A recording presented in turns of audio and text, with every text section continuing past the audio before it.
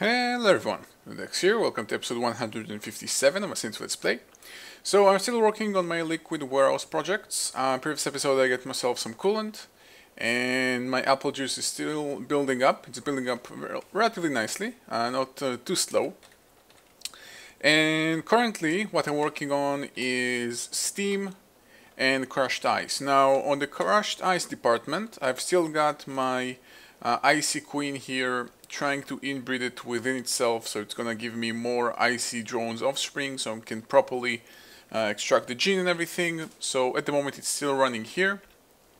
As you can see, I already started building up some ice shard products, but until I don't have a proper setup for the ice queens, I'm not actually gonna start setting it up. However, on the steam department I do have everything that I need. So I've got myself a nice amount of steel. I've got 39 steel ingots. I actually need less. I need only 36. So let's go ahead and start making it. So, in case you forgot, what I'm making is a liquid fueled firebox, which will have low pressure boilers. Hopefully I'm building it correctly because it's pretty much the first time I'm doing it. However, I think it's pretty much kind of self-explanatory, but we're gonna find out. So I'm gonna need 3 by 3, or basically 9 of those, meaning 4 times 9, so 36 steel plates, and each 4 ingots give me 4 steel plates, so exactly 36 steel ingots. So let's just divide them evenly here and let the rolling machine do its job. It's quickly gonna finish whatever it's doing. I can come here and take a look at my other farms at the moment. You can see that now all the backlogs of my biomass are pretty much taken care of, or apparently not all of them. Well, some of them then, I guess, are starting to build up, so the farm is still running. It's not collecting as much wheat because all the wheat that's being collected is actually being used in the biomass production, but the seeds are now building up nicely.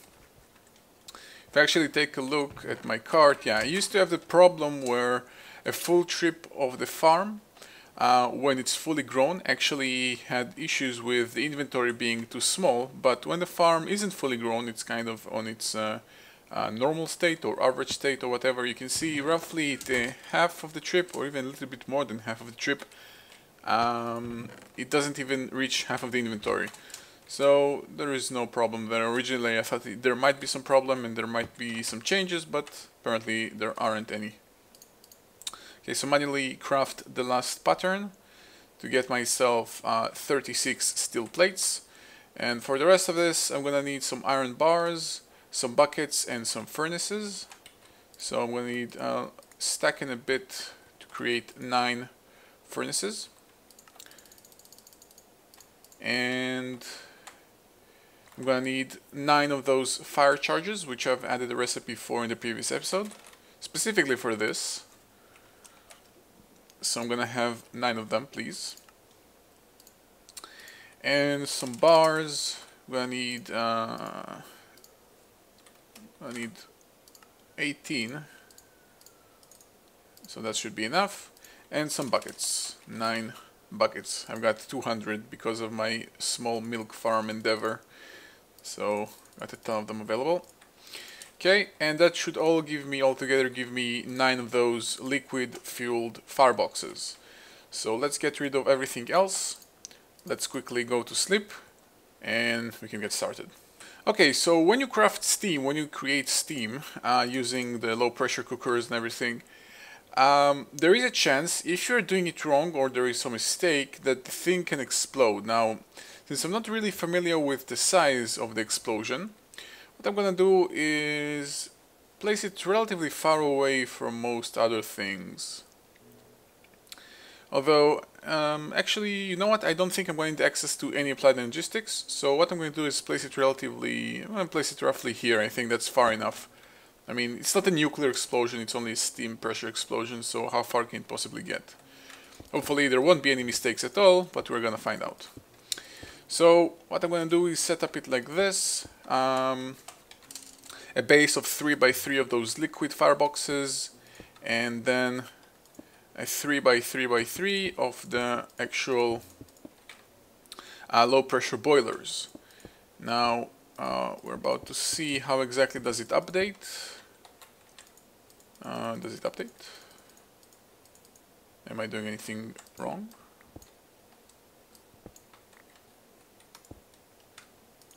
Does it have to be hollow? Nope. Okay, so... oh, there we go, it updated. That was odd. Okay, so a full 3x3x3, there is no hollow block in the middle. On the bottom I've got the fireboxes. Now as you can see, now it updated, it has this intricate inventory. As far as I understand it, there is a storage of water, there is a storage of some sort of fuel, and there is the storage of steam. So I'm gonna need to place 2 inputs into the steam boiler and 1 output from it. And something to keep in mind, the steam boiler can never ever run out of water. It must have water all the time. Now, as far as I'm concerned, I don't think there will be any problem when if I'm gonna place simply one of those ender tanks with water, there shouldn't be any problem. But in case there will be, I'm gonna monitor it gonna monitor it closely at the beginning, see how it turns out. Let me check, do I happen to have any excess of those tanks lying around? Yeah, I do.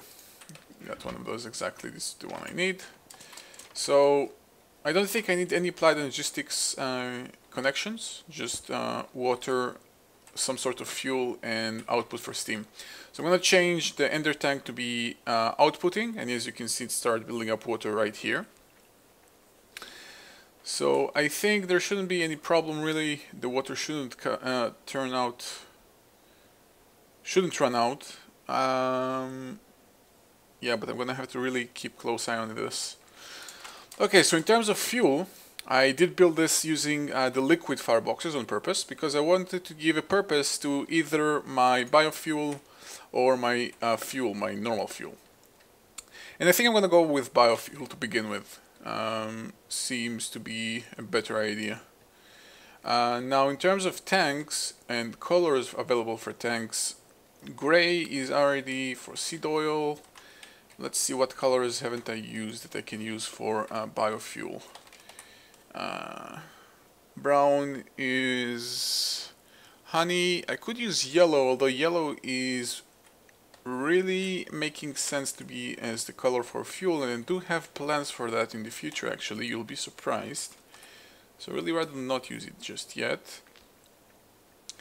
Okay, I'm gonna start to have picking colors which don't make too much sense. What's pink? Do I use pink for anything? I don't think I do.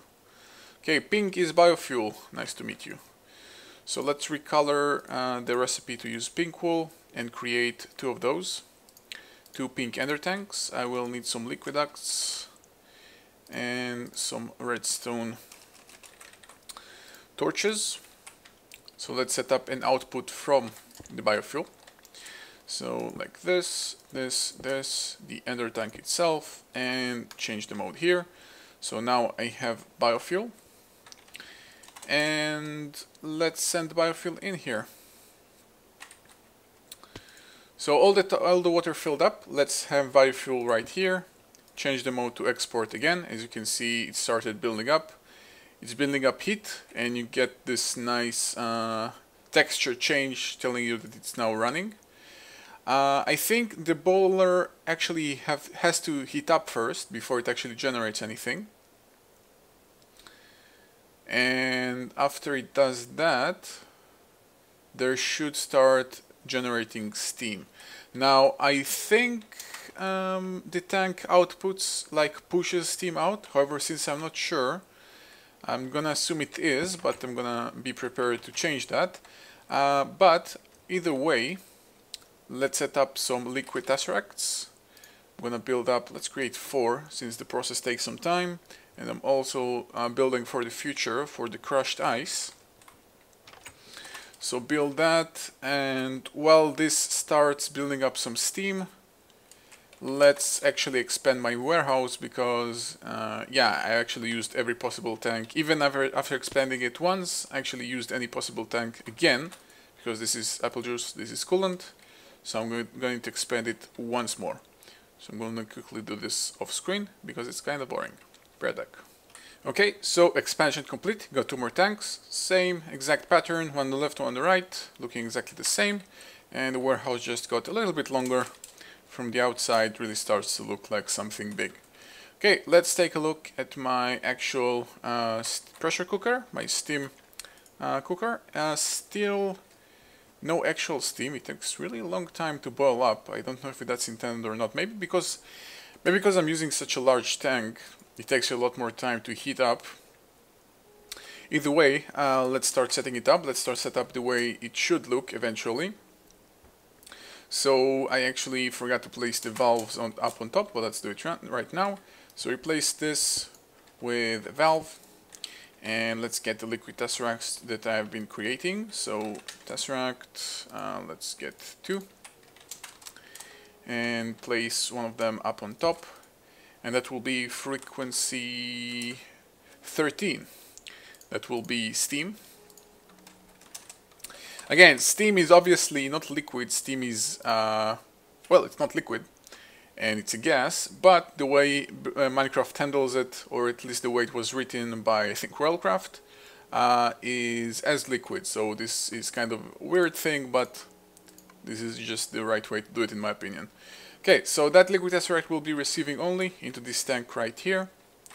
And again, since I'm not really sure whether or not the actual fireboxes will actually push the actual steam out, or it will need to be extracted out. I'm gonna assume it's gonna be pushed out. Let's try and...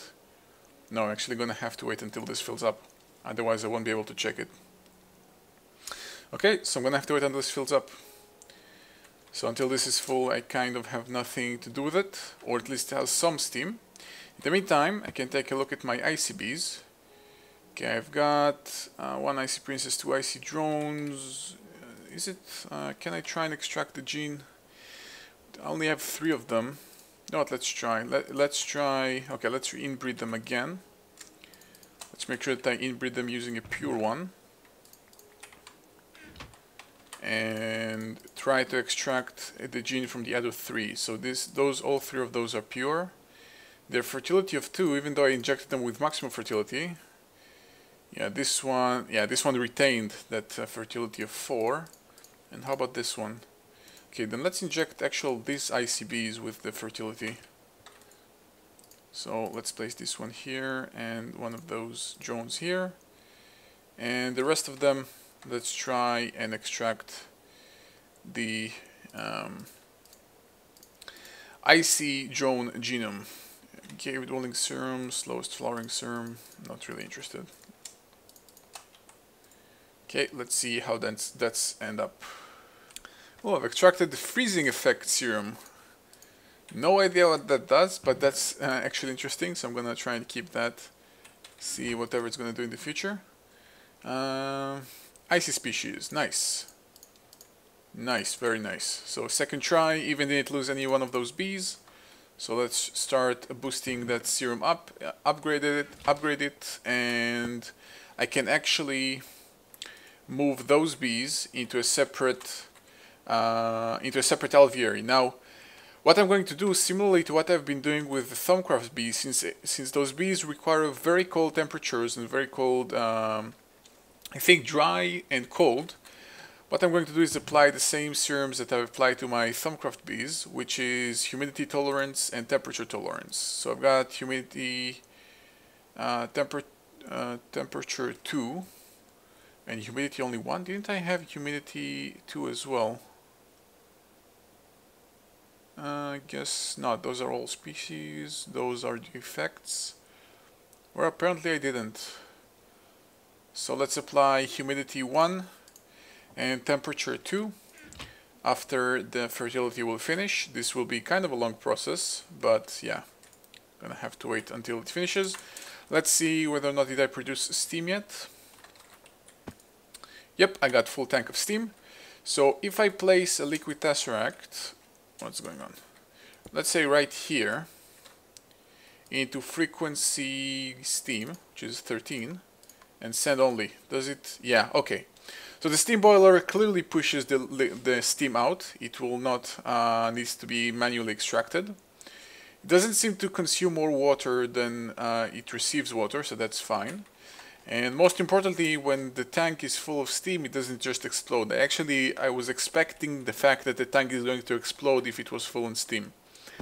Because, I don't know, it seems to be kind of a repeating pattern with everything regarding to steam, stuff exploding. Oh, steam is really easy to get. It's gonna fill up very nicely. But yeah, it doesn't have any special color to it. It just, well, it's steam. It's kind of transparent grayish, whitish stuff. So yeah, got steam as well. So I think from the only last remaining liquid, which is kind of interesting to get, and that's, when I say interesting, I mean all the type of liquids apart from the extra bees liquids, such as acid and poison, because mainly the only way to get them is kind of similar to crushed ice, but a lot more boring, I think, because they have apparently no use whatsoever, where crushed ice, I think, can actually use to cool combustion engines or something. It's actually a better and more efficient way, unlike water or something.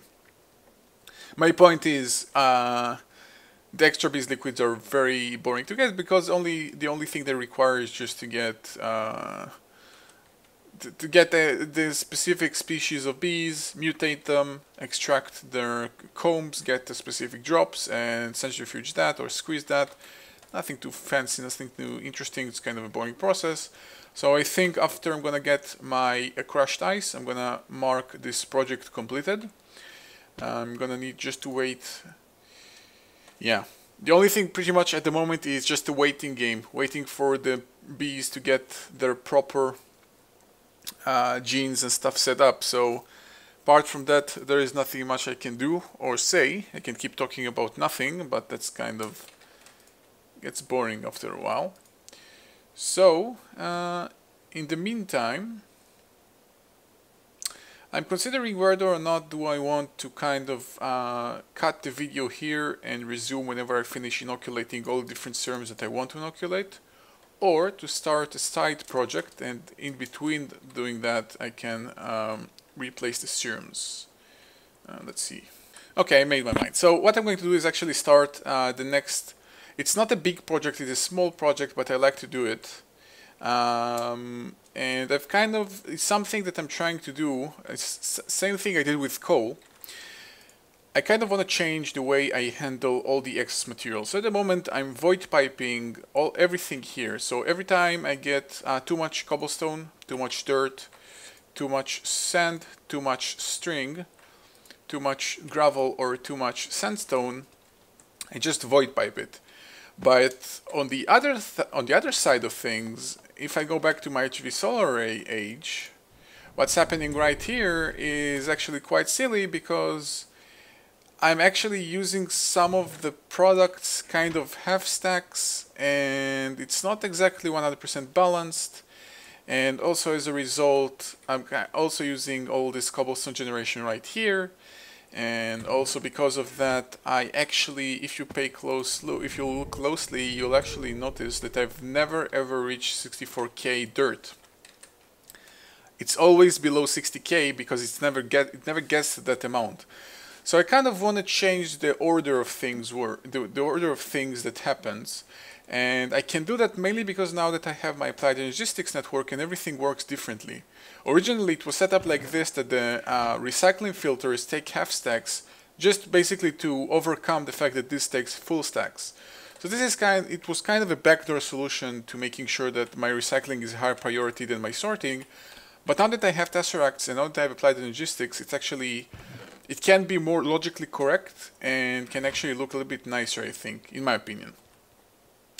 So the first thing, let's get over the night and I can get started on what I want to do. Pretty much, you can already guess, in my opinion. The idea here will be to move items around using tesseracts to my HV solar array age instead of void piping them. So let's get 2 item tesseracts. I probably should start crafting them. No, let's start just craft. Let's craft 6 of them. So in the future there will be more of them available. And of course, since I'm now using all the molten enders in the tanks, the crafting process is slightly faster. It still needs to go through the process of making the the sand, or not the sand, the glass. So it's still not 100% super fast, but it's still relatively quicker, because it skips the part of which it has to smelt ender pearls. That part is irrelevant. So while that's cooking, I'm gonna wait a bit and I'll be right back. Okay, so I already got two. I'm gonna wait for the third, and it's going to be the first time I'm actually gonna use, usually so far when I've dealt with tesseracts, I've always used many inputs but only one output. This is going to be the first time where I'm going to have one input but actually two outputs, and on purpose, and I actually may change that in the future to even have more. And also all of that will help me get rid of all the relays which I'm using there, which I actually don't know how effective relays are in terms of game lag. Like, I don't know how much lag they're causing. Because of the way they work, they actually always try to push something out of them. I think it actually may cause a little bit of a lag which I'm not aware of. Now I'm still going to use relays up on top, up on my roof. Just instead of void piping everything, it's going to go into Tesseract, so it's not that much better, but at the moment at my HV Solar Array, I have like 16 of those relays, or even more. So I think in a way it is better. So let's get that Tesseract right here. So what's going to happen, I'm actually going to place it right here on that relay end. Going to get rid of those void pipe and obsidian pipe. And I'm gonna call it a new network. It's going to be 4 is taken, 5 is taken, 6. It's gonna be network 6. It's gonna be recycling material. Recycling material. So anything goes into this network, as far as I'm concerned, can be recycled. I don't care about it anymore. So it's gonna be a sending only tesseract. This is kind of important. At the moment, items may try to be pushed into it. I don't know what's going to happen with that, but yeah. And the other thing I'm going to do is go to my HV Solar Factory H. And I actually don't know if I want relays involved. At the moment, I'm not going to use relays, but I might eventually. What I'm going to do actually is start getting rid of different things here. Now I'm still gonna have a relay up on top my mass fabricator, or below it, with the scrap.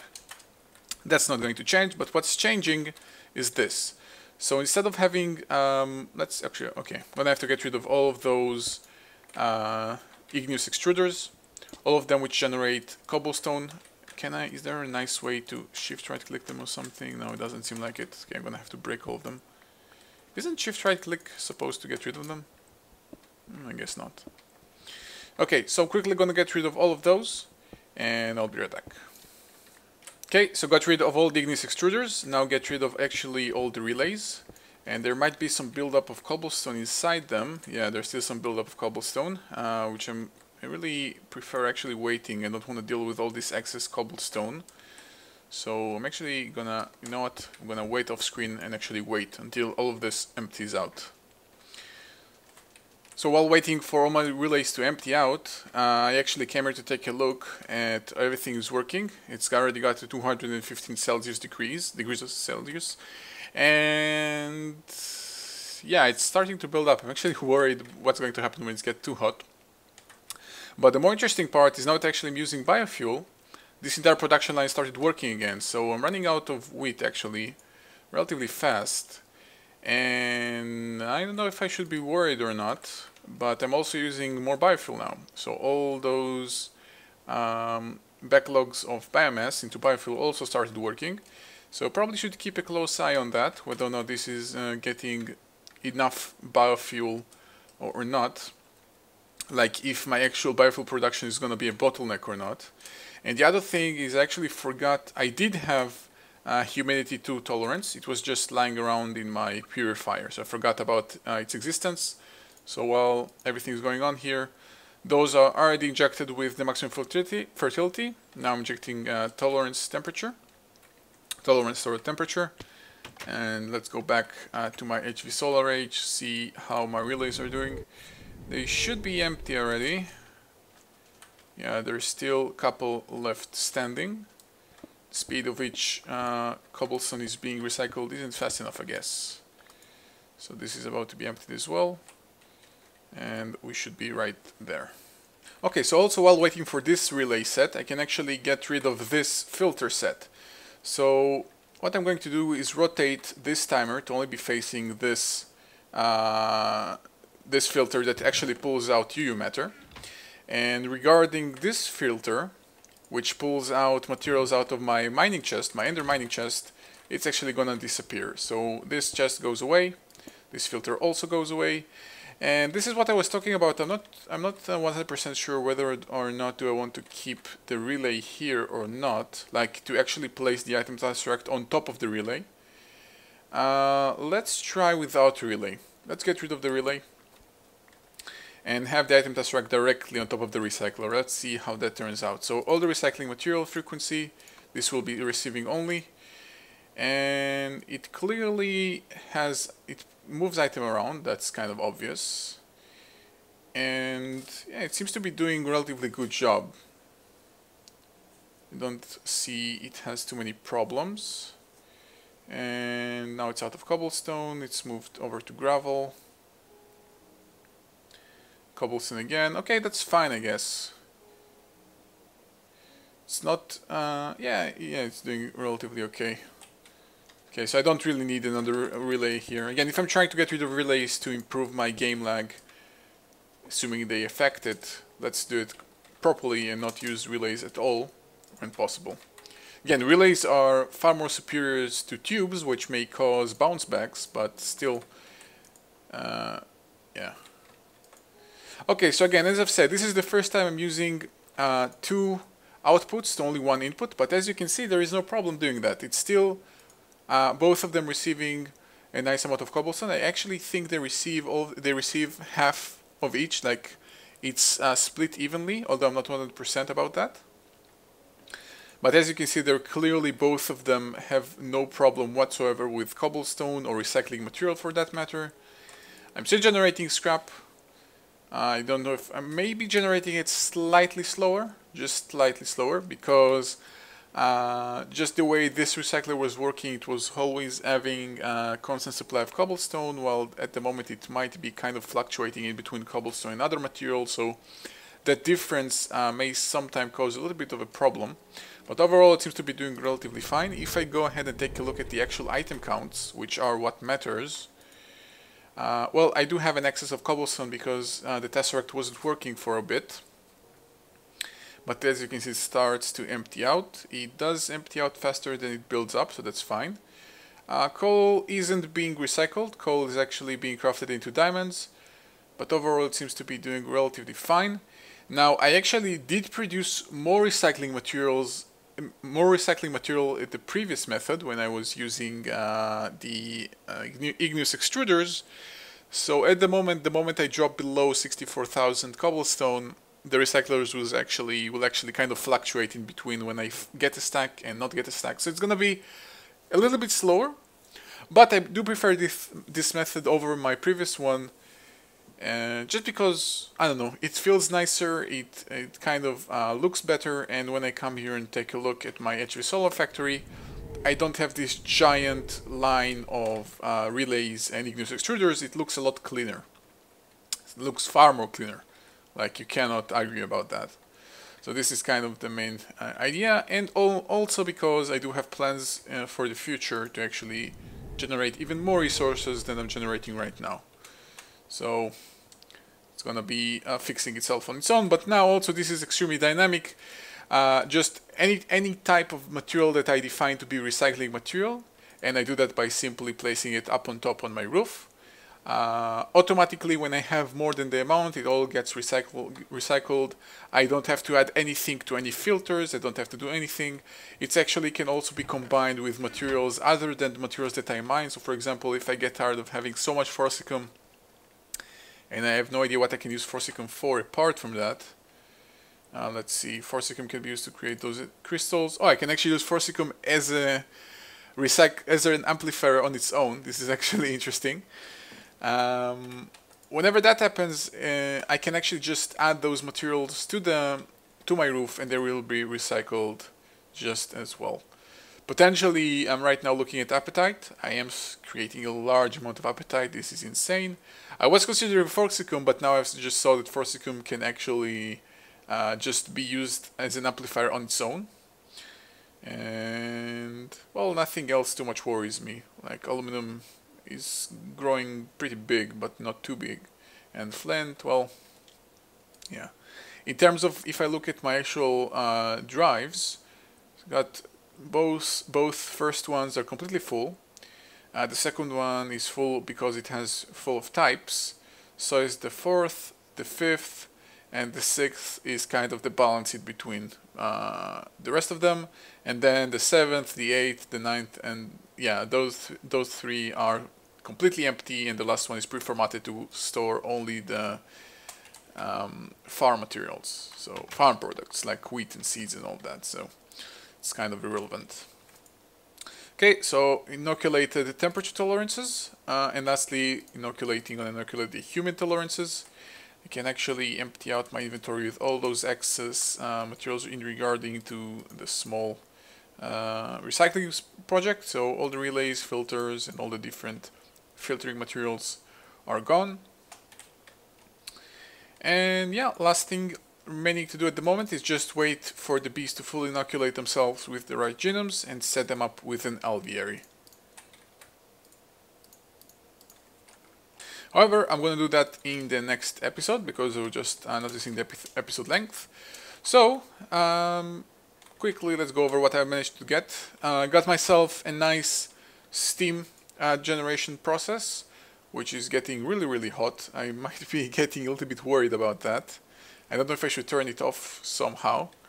But I've got myself steam production and obviously steam storage, and also kind of overhauled the way I recycle materials. So this is steam, and lastly this will be eventually crushed ice. So kind of almost just one step away from completing this liquid warehouse project, which turned out to be a really fun thing to do and has all those different awesome colors. Okay, so as always, thank you guys for watching, and I'll see you guys next time.